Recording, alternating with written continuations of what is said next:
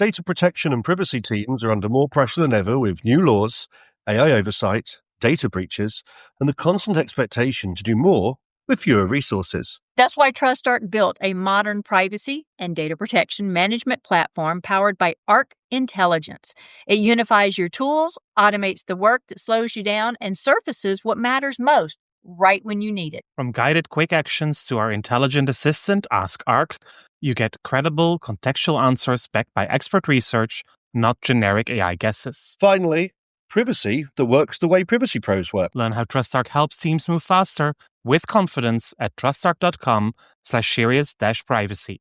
That's trustarc.com/serious-privacy.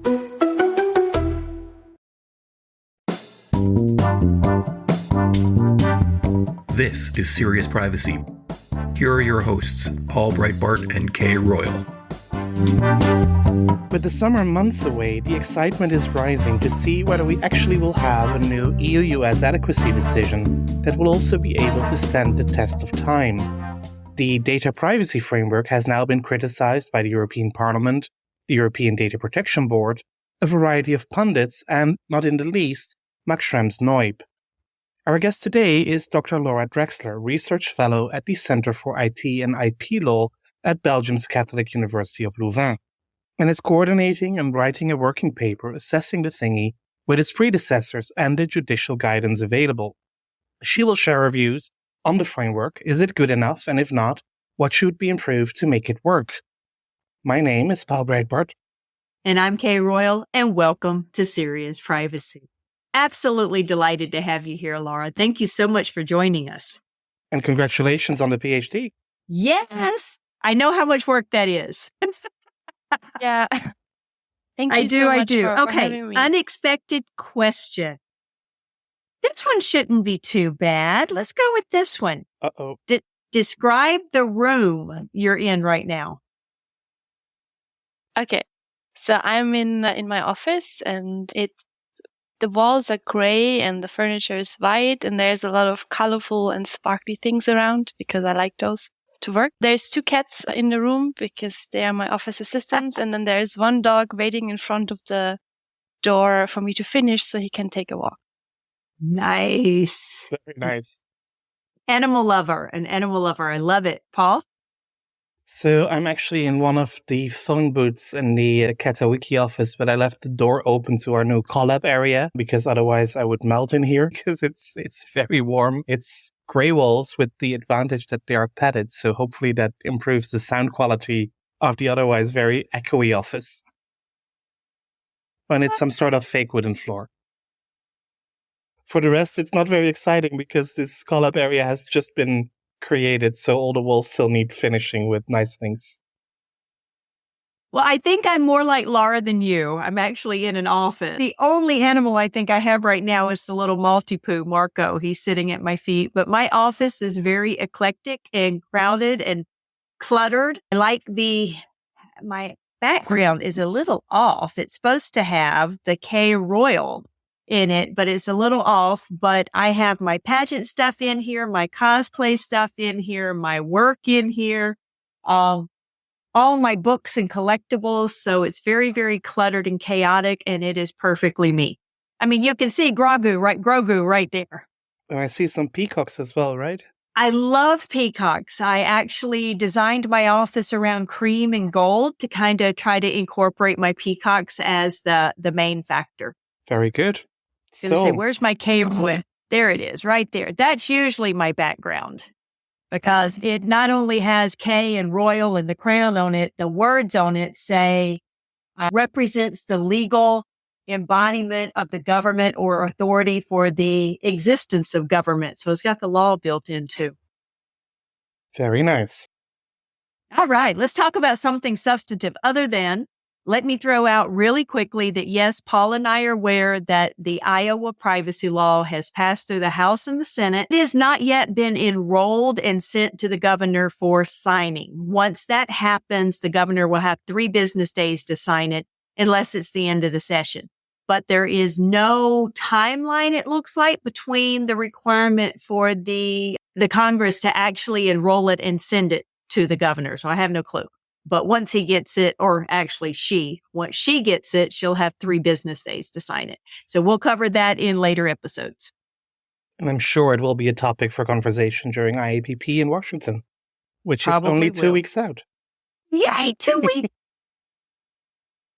So, Laura, welcome to the podcast. It's a pleasure to have you here. You've been working on privacy topics for many years. I know that you once were a panelist in one of the IAPP panels I hosted, I believe on individual, which was part of your research at the time, right? Yes, indeed. I mean, my whole PhD thesis was on individual rights, but in transfers to make it very complicated, combine both areas of law.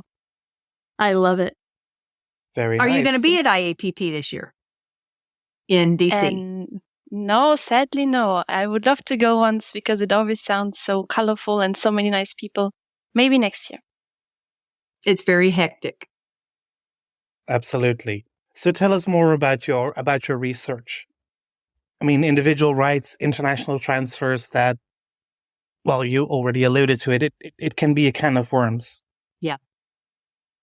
Yes, indeed. It turned out to be one. So my PhD research started when I was reading the first Schrems case many years ago now. And I really stumbled across this one paragraph where the court explained that there needs to be a legal remedy in order to access, rectify, and erase personal data. And I think a lot of people got interested in this legal remedy part, but I was really intrigued by that it needs to be a remedy to access, rectify, and erase personal data. And then I started looking into data subject rights under the General Data Protection Regulation, but also under the Law Enforcement Directive. And I tried to figure out in how far they have a role to play for data transfers, because obviously the court made this bridge, but as the court usually does, it doesn't really explain why this bridge is not there. And so this is what I tried to figure out. And the answer I found was that it's complicated, like everything, but it's... Otherwise, it wouldn't be data protection law, right? Right. Indeed. Indeed, but it's very much linked to fundamental rights. So I think data subject rights are such an important feature of how in Europe we protect fundamental rights in the context of personal data processing. Right. So it's kind of logical that the court found them also important for when we transfer personal data. And then the details are to be discussed depending on the mechanism that you use. So this, as part of your whole study into these topics, did you also try yourself to use the rights under the Privacy Shield for access or correction or deletion? As you may know, it was quite tricky to use those rights under the Privacy Shield. And from my conversation that I had also with controllers, there's this whole area of uncertainty between when you use the GDPR directly under Article 3 and you just have your normal data subject rights under the GDPR, and when you have to resort to these specific ones in, for example, the Shield. And indeed, I have never managed to go to the level of the Shield, because usually controllers then just respond to you like, I think they don't even refer to under why they respond to you. They just respond to you without clarifying whether it was on the Shield or whether it was because they think they have to under Article 3 of the GDPR. Yeah. Very good. So you did your PhD in Brussels, you moved to Louvain now, and still more or less on the same topic. Although, of course, Safe Harbor, Privacy Shield are now maybe going to be replaced by the Data Privacy Framework. What's new? Is there something new? Right. That's what I'm trying to figure out. So currently I'm working with some colleagues on what we call a working paper on the Data Privacy Framework, or how you call it, the thingy. Good. And we have not really found out that many things that are new. I think the main new part is that there's now this executive order, and this changes the whole governmental access question.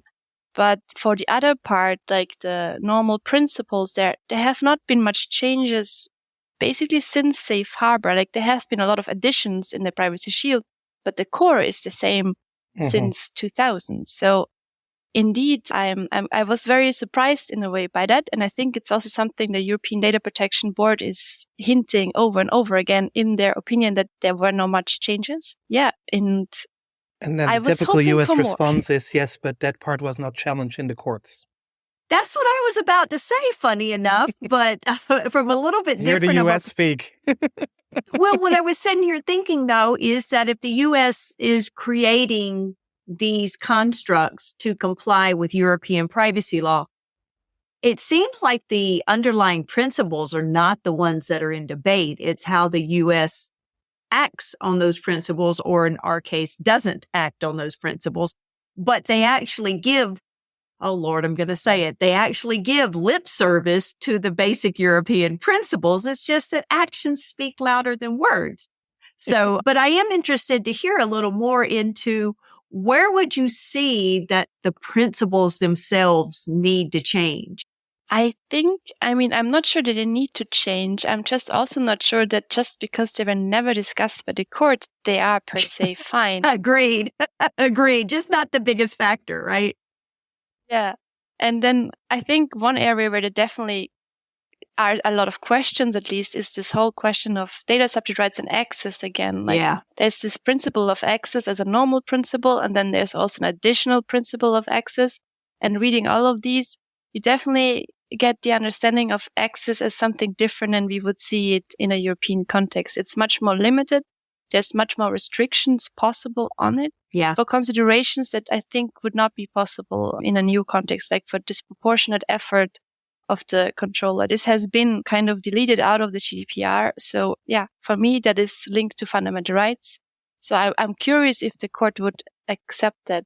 But then again, the court is always so busy analyzing governmental access. I'm not sure it will ever get to. If they ever get to that actual point, that makes a lot of sense, because I can see that here companies would take the tactic of, why are you asking for data? It's our data.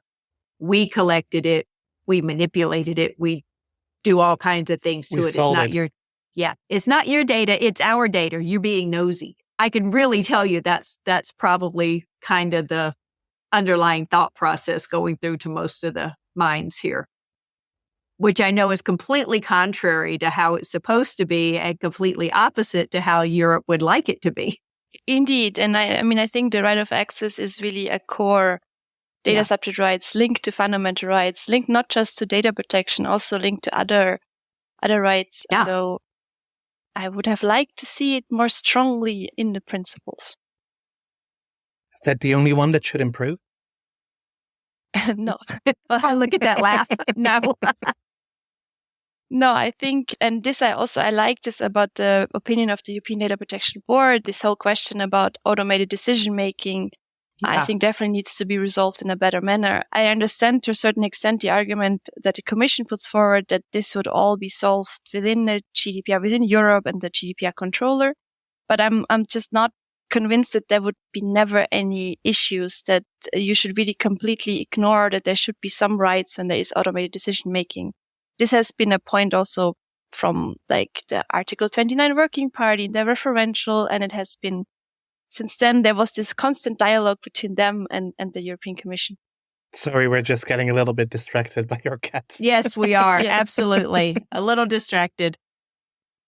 We're bad. We admit it.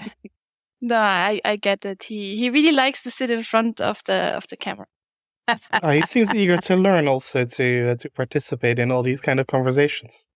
He knows a lot already. I think he could be interviewed today and would know as much. That's what you get when working in privacy with pets.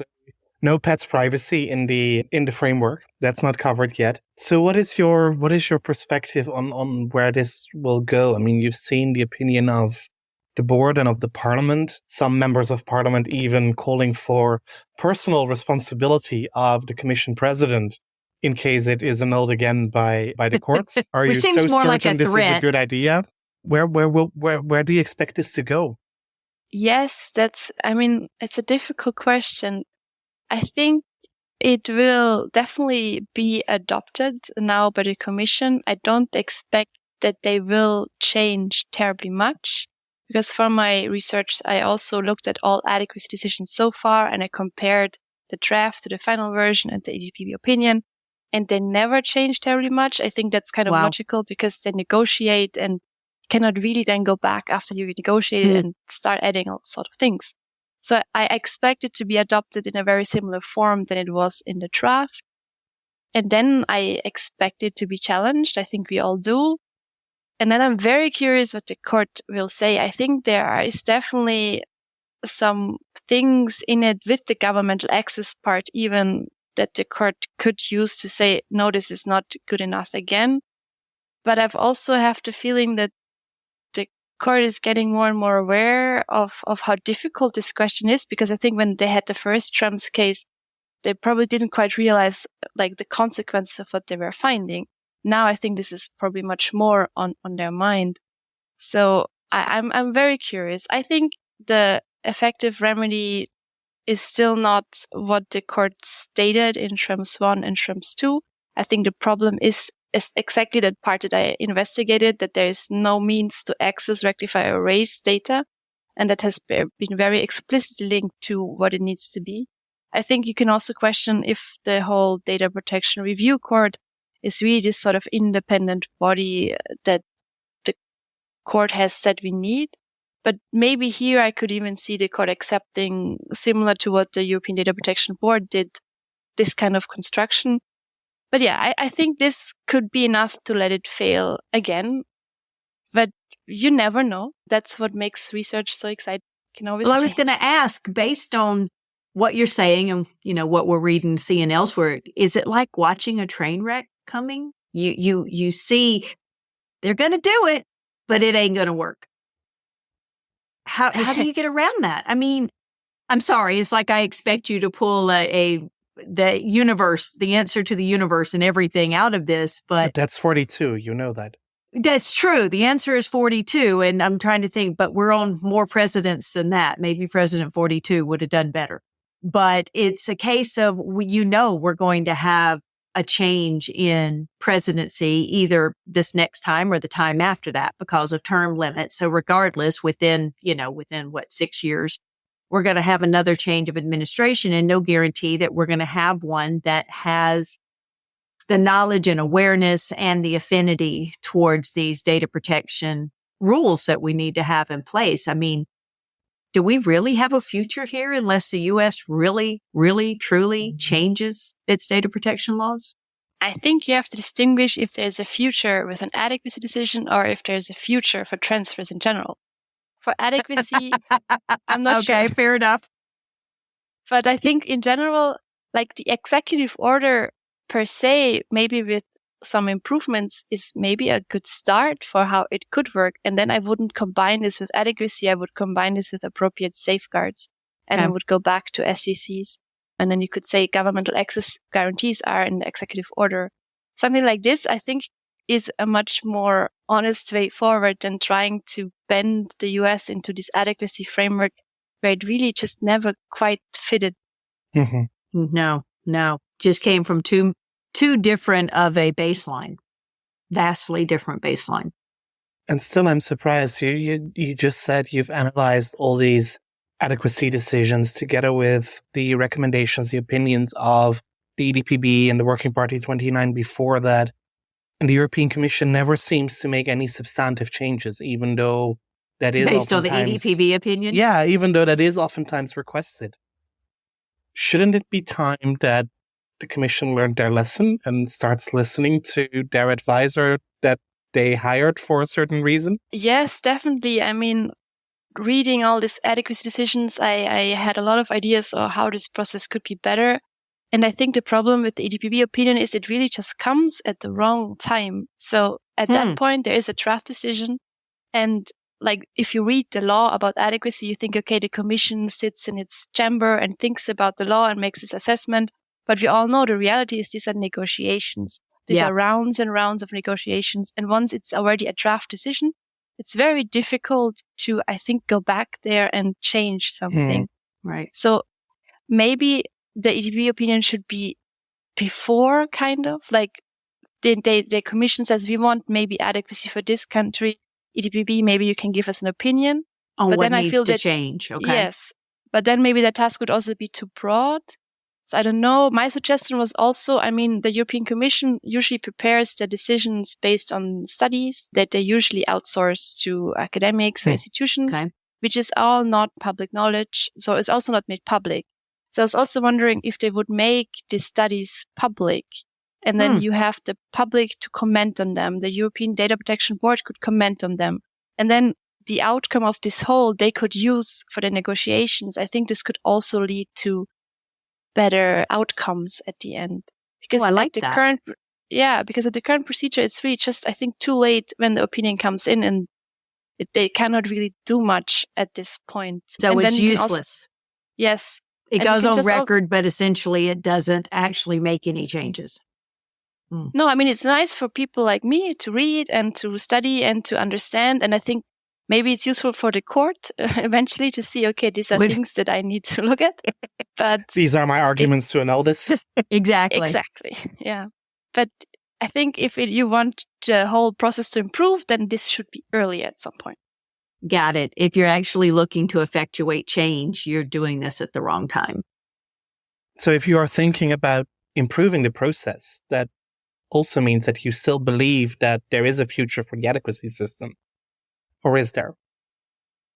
Well, I think adequacy is the most tricky of the three things that we have. There is definitely a future for it, but we have to be honest, at some point it's going to be for very few countries. Yeah. For countries that are very, very similar to the EU system. And for most, it will not be.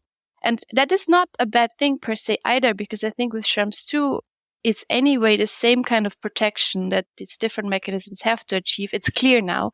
I think it should have always been clear, but now it's definitely clear. So maybe we should focus more on these other modes because they seem just a bit more adaptable, because it's always between the export and the import of data. It's specific to their situation. I think you can find much better solutions that really kind of help protect the fundamental rights, which is kind of the aim of these rules in the first place. And would that mean that mechanisms like the standard contractual clauses, are those suitable enough, or should we also look at those in more detail, maybe come up with alternatives, maybe have more variety in the SCCs? Any ideas there, or is that too much already out of scope of your research? No, SCCs are also in the scope of my research. I read a lot of documents lately. No, I think SCCs, the new versions that came out, I think 2020, I think they're quite a decent start. They involve a lot of rules, and if you take those together with the Schrems 2 judgment and the guidance from the European Data Protection Board after, I feel they really show a way forward. And they basically say that you need to, in the SCCs in this case, you need to, on an abstract level, make sure that you have all these things in place. So in the abstract, you're protecting the rights in the right way. And then you need to add a concrete assessment to see, is this really achieved? And I think this is a very realistic and doable way, at least from a researcher perspective, of course, that I think transfers could work. And in a way, I find that more honest and adequate decisions which are now anyway so similar to appropriate safeguards with all these annexes and additions and supplementary measures that I'm not sure they're really an appropriate tool for many countries. So could you imagine that we will move towards specific standard contractual clauses for country X, or would they always be more generic, or maybe move into a specific sector? I've been talking in the past about the possibility to create a specific set of standard contractual clauses for the medical research sector so that they can do clinical trials and things like that with a standardized contract. But could there also be specific SCCs, say, for Brazil or for China or... I mean, I think that's a very good idea, actually. I have never thought of this before. I would have said I had neither. I was like, But I think that indeed that could work. So you have a standard set, and then indeed maybe you have standard sets for different countries, for different sectors. So you give even more options to data exporter and importer. And the example that you brought up with the health research sector, that's actually something I also looked up in my thesis. And because indeed there's a lot of problems for transferring personal data for health research. Yeah. And that's obviously a reason why you should transfer personal data. So indeed, if you could make specific contractual clauses for them, that could be a great idea. But I wonder, okay, so one, I I have to say that when it comes to the adequate decisions, I have to throw this out, that I believe we're all on the same page that the adequacy decision should be limited in years and then reconsidered every 4 years or something like that. I like that. When it comes to the arrangements for each country, though, you would have to work with that country to make sure the standard contractual clauses meet the requirements of that country's laws, right? Mm-hmm. So it might be that you have standard contractual clauses, but then you have an annex. And I see this in some of the global countries. They have 15 pages of annexes for Colombia do this, for Brazil do this, for China do this, for Japan do this. That seems mighty complicated, compounded, detail involved.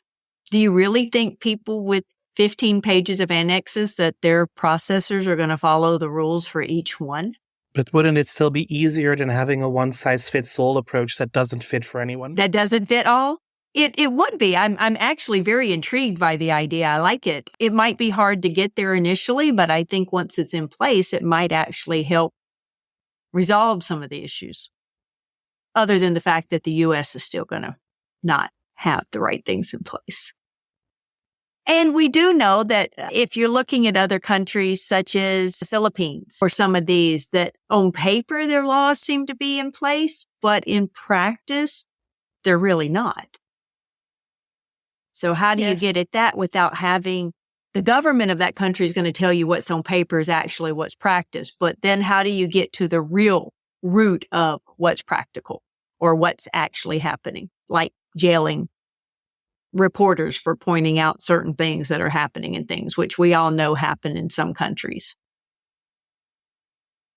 Yes, indeed. I think the abstract and the concrete, how I call it in my thesis, so the level on the paper and then how it's really like, they need to align. And then I think also for the concrete level, we could try to help data exporters and importers more on how to assess this. I mean, the EDPB has kind of started this by providing some sort of studies on governmental access. I think more could be done there. So there is maybe scientific studies that you can, maybe there should be even more on the point. So it's not like 50 pages that you have to go through, but maybe something very short and concise. EDPB put out an opinion that is short and concise? Well, they have executive summaries these days, which are quite useful. And they also have expert summaries now. That is a new thing. They started creating with their pool of experts summaries of the case law. So a bit of a case law digest on specific topics. And that's also, I think, really helpful because that is exactly what is missing for a lot of companies. Speaking for myself, what are the lessons learned from all these cases across Europe? What are the trends that you can see in terms of compliance? And certainly for transfers, I think something like that would also be really welcome. Yeah, for sure. But I think Laura's going to be our expert on that. I'm just saying. Very well possible. Okay, what you were referring to, the different annexes and the different situations and the different, for Brazil do this and for Japan do that.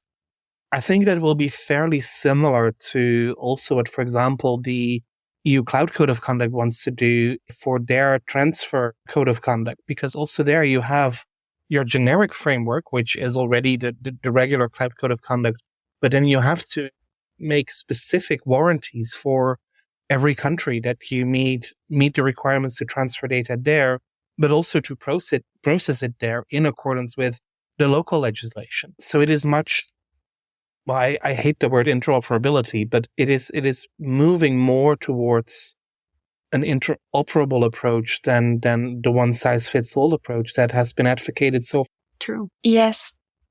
I mean, I think, and this is also something I was a bit disappointed when I did my research, codes of conduct and certification mechanisms hold great potential for transfers. But so far, we haven't seen much progress. We have now finally all the guidances of the European Data Protection Board. I know that there's drafts. I was aware of the cloud one. But as far as I know, nothing really has been through the whole process and is approved and can actually be used. If they are, I think that can be a way forward. And in the end of the day, if you look at what the US has now in place, it's kind of a glorified code of conduct, just called adequacy decision. But it's nothing different. You're probably right. Yeah. And without the specific overseer, although you may say that the FTC would then be the specific overseer for that specific approach. Are there any other alternatives that we may need for international data transfers? Also looking at all of these 100 and something countries that now have adequacy requirements, that have data transfer requirements that you need to fulfill. Isn't this just becoming one big mess?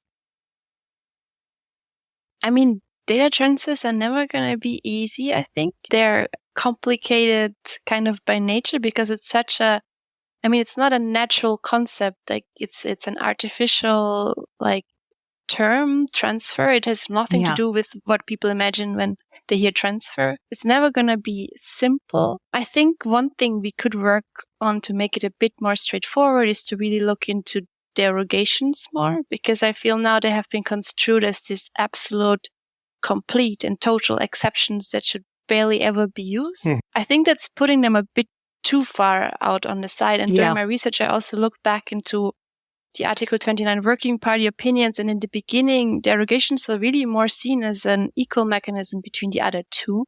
So maybe we need to move a bit more to that, not forgetting, though, that it's still about protecting fundamental rights and protecting a high level of protection. And I think you can do this with derogations, allowing them in more situations and still consider that they also kind of need to contribute to essential equivalence like the others. So that I think could be a way forward. And then I would extend maybe the list of derogations or make them just a bit more accessible, because currently they're quite complicated. And especially the last one, the one that doesn't even have its own letter, but it's just under the legitimate interest one that isn't the legitimate interest one. Yes. That one, I think, is currently formulated in a way that it seems like it can never really apply at all. And maybe that's also not what was intended. So I feel there might be room for improvement. And of course, you would need to open the law, which in Europe, I'm not sure we should do at the current climate. But I'll see. Maybe finish e-privacy first before we try this? Oh, please. Indeed. Never going to happen. But no, Laura, I absolutely agree with you. The limited derogations has never made sense to me, because if you're dealing with an individual, then in most cases, only the derogations are going to apply. Well, I do understand the derogation for consent, but for example, or when it comes to the performance of a contract, those are the two I'm thinking of. If I, as an individual, want to conclude a contract with a company outside of the European Union and there is no adequacy decision, and I'm in my full sound mind that I want to share my data for that contract, sure, that should be possible. And whether that is on the basis of the contract or on the basis of consent, that is fine. But and of course, in life and death situations, if you have a vital interest, also there, it makes complete sense. But when it comes to that legitimate interest provision that isn't legitimate interest, I also see the risk, because so many companies already claim a legitimate interest right now without specifying it for their regular data processing. If they can do that for data transfers, then you know for sure that the levels of data protection will be undermined, because that legitimate interest doesn't exist or will not be substantiated and will not be assessed and balanced. Yeah, agreed. I think legitimate interest kind of stands on its own, because that's like the holy grail for most companies. They're going to dump all their hopes into that one and just ignore everything else. But otherwise, I think especially when it comes to individuals, you have to rely on derogations, because you can't put in standard contractual clauses with an individual. No, indeed. I mean, then there's the whole question, if it's from an individual to outside of the UEA, is that even a transfer considering the whole European Data Protection Board definition? I think it definitely is. If it's not just their own personal data and they somehow became a controller, then indeed. It would be. But there is always that question of, does many parts of the GDPR even apply to individuals, or do they really apply just B2B? And is this a data transfer? So coming back to that other ubiquitous question, what is a data transfer? Yes, that is a question that kept me busy a lot. And then I thought I found an answer, and then came the European Data Protection Board opinion, and I had to change it. You know, if you've been studying this and looking at this and you're like, not quite sure myself, I'm going to cut myself some slack that I don't completely understand. Yeah, no, it is complicated. In the end, like what my definition was before the board was, it's just a data transfer describes processing operations with actors outside of the EU where you have an undermining of EU fundamental rights, because that was the objective. So I tried to link it to the objective, to the transfer rules. And I was very happy with that for a while. But then the board opinion came, and I get the reasoning for their definition as well. And it at least it makes it a bit more concrete what is a transfer not.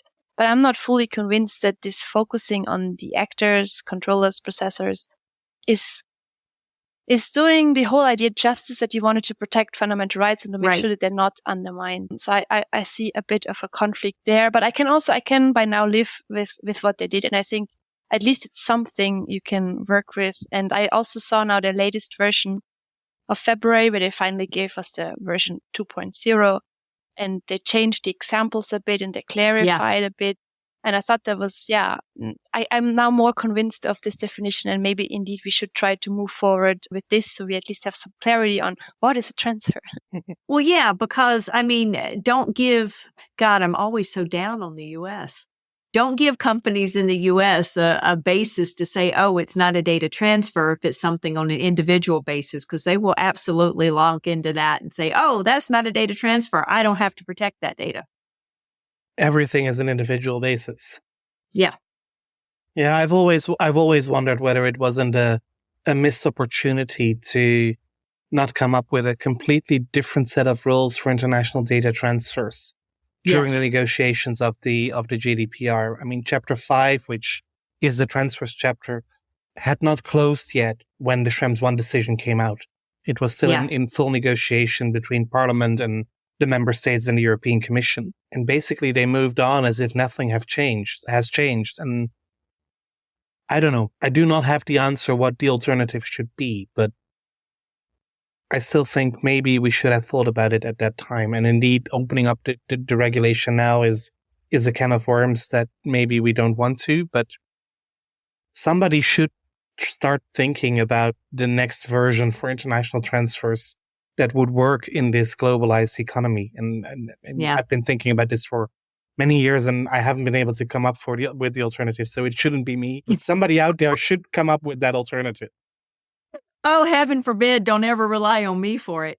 But I will go a little bit different direction, Laura. So there is a movement with the CBPRs to make them a global standard. What do you think about that? Yes. So, part of my research focused on Japan, and then the CBPRs became quite relevant, and I'm not convinced. I find them a bit too high level and too open to really work. Okay. And there is, from the EU perspective, this paper of the Article 29 Working Party where they really detail by detail point out how they're not fully aligned with what we need. And that was like a while back. So even before Schrems 2 and all these other additions.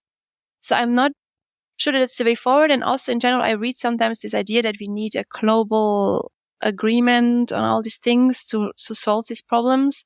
I think in an ideal world, that would be a great solution. It's not the kind of world we're living in. So I'm not sure how much we should count on that. In the meantime, I think we need to arrive at a state where we're just okay with different countries having different priorities when it comes to data transfers, and just find a way how they all can peacefully coexist and respect each other to the extent that it's possible. And here, I think Japan is again potentially an interesting example because they have the adequacy with the EU. We can debate if that adequacy would hold itself if it ever is challenged in front of the court. But at least there is a lot of, they really try to please what the EU wanted from them.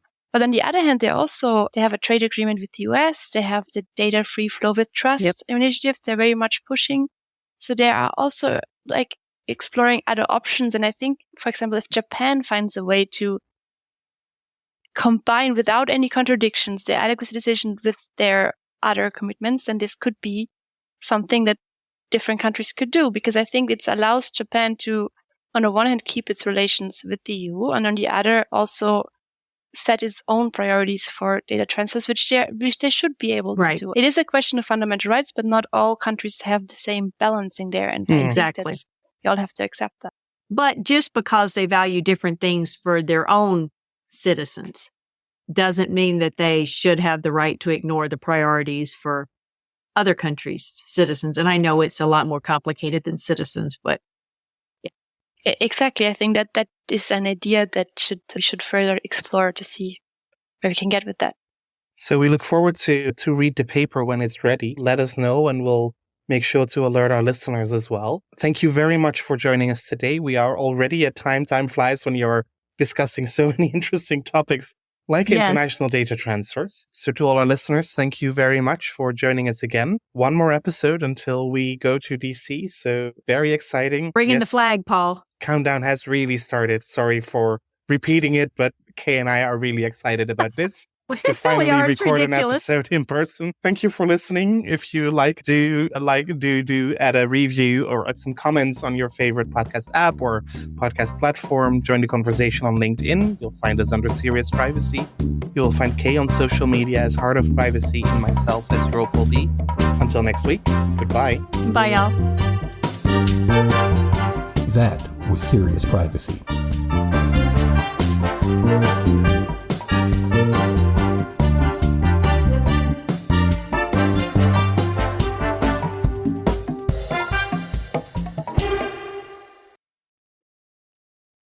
If you're a data protection or privacy professional, you already know the pressure. Non-stop regulatory change, AI oversight, internal demands, and the expectation to somehow stay ahead of it all. And the old patchwork of tools just isn't cutting it anymore. No. That's why TrustArc created a modern privacy management platform powered by Arc Intelligence. The TrustArc platform brings your workflows, evidence, research, tasks, and applications all together in one unified and intelligent workspace so you don't waste time digging, clicking, or context switching. With Ask Arc, your privacy assistant, you can ask plain language questions about laws, jurisdictions, or even your own program data, and get credible, cited answers based on NIMBY research and more than 1,000 global laws. It's explainable, transparent, and purpose-built for data protection and privacy. So if you need to add a vendor, create a cookie banner, or start an assessment, quick actions take formally complex tasks, turn them into bite-sized guided workflows to save you time. It's a platform that thinks like you, works like you, and helps you move faster with confidence, whether you're a seasoned DPO or you're just getting started. See how modern privacy gets done. Explore Arc at trustarc.com/serious-privacy. That's trustarc.com/serious-privacy.